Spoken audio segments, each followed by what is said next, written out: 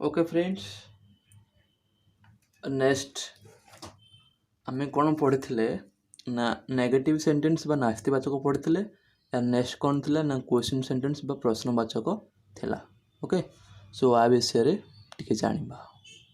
देख कौन अच्छी सिंपल प्रेजेंट टेंस अंतर्गत जो ओडिया वाक्य रे प्रश्नवाचक चिन्ह थिबो ताहाकू प्रश्नवाचक वाक्य कहा जाए।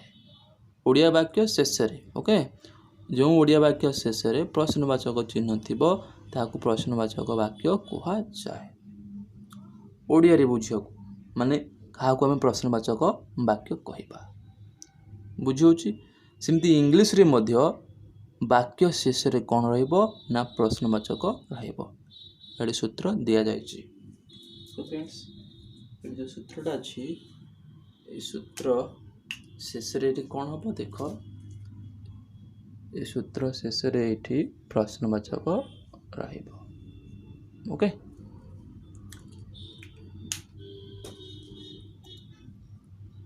वाक्य शेष रे प्रश्नवाचक चिन्ह रहिबो बुझियला। वाक्य आरंभ रे डू और डज किंबा डज लागिबो। आमे डू कहा पेन लागिबो ऑलरेडी पढ़ी सारिचुंती, डज मध्य कहा पेन लागिबो ऑलरेडी पढ़ी सारिचुंती। डू कहा पेन लागिबो ना जदि कर्ता I, we, they, Malay and Shivam अर्थात जदि कर्ता प्लूराल होइथिबो ताले कौन हबो ना वाक्यर प्रथम रे डू लागिबो।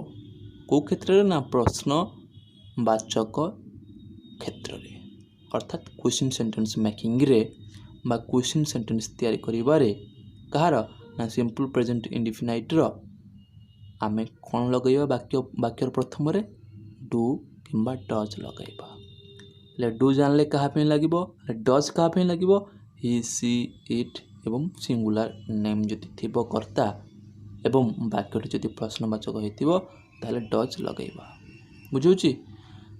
प्लस एस माने सब्जेक्ट कर्ता प्लस वर्ब माने क्रिया प्लस ऑब्जेक्ट माने कर्म अर्थात प्रथमे डू किंबा डज लागिबो कर्ता अनुसार, देन कर्ता रहिबो, तापर कौन रहिबो ना क्रिया बा वर्ब रहिबो, तापर कर्म बा ऑब्जेक्ट रहिबो बुझौची ना। क्वेश्चन सेंटेंस रो सूत्र कौन किंतु सबुठारु बड़ कथा मन रखिथिबे ना वाक्य शेष रे ए प्रश्नवाचक चिन्ह जाको आमे क्वेश्चन मार्क चिन्ह बोली कहू एटा रहिबो, नहले वाक्यटी क्वेश्चन सेंटेंस हबो नाही, भूल हबो बुझौची।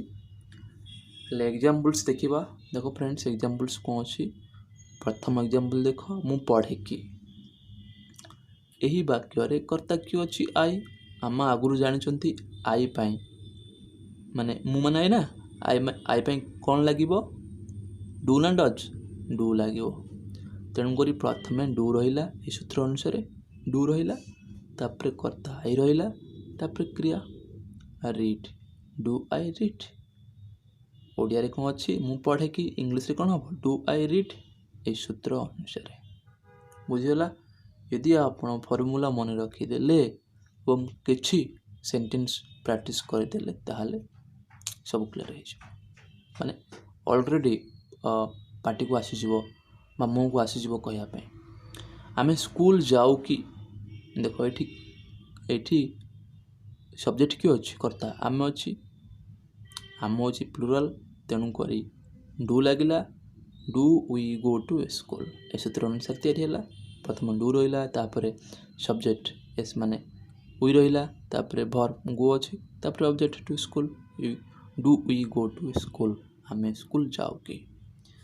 देख तृतीय एग्जांपल रे कौन अच्छी से खेले कि एडी कौन अच्छी कर्ता ना से जहाँकि सिंगुलर अंतर्गत, तेणुक ये कौन लगे ना डज लगे, तेणुक डज लगिला, तापरे क्रिया जहाँ अच्छी से माने ही ना इंग्लिश रे ही लगिला, तापर पे play P L A Y play माने खेलवा। Okay, do sorry does he play से खेले कि बुझौची। किंतु आ गोटे कथा हमको मन रखा पड़ो जे वाक्यर जो प्रथम डू कि डज लगे सेठी दीटा कैपिटल लेटर है। देख ये कैपिटल लेटर अच्छी कैपिटल लेटर अच्छी कैपिटल लेटर अच्छी मुझे या विषय भी ऑलरेडी पढ़ाई सारी गोटे वाक्य लिखला बेले केमती लिखा इंग्लीश रे आपण से वीडियो देखिपारे बुझे। हेल्ले ये कौन ना दुईटा रूल आम सूत्र बा फर्मूला को मन रखा। ओके देन कौन करवा ना डू डज बसैवा का अनुसार ना कर्ता अनुसार आउ दीटा कैपिटल हम तापर कौन रहा ना क्वेश्चन मार्क जो प्रश्नवाचक चिन्हटा बुझे। Thanks friends. नेक्स्ट वीडियो बा नेक्स्ट कौन पढ़ा ना WH question sentence. Okay thank you.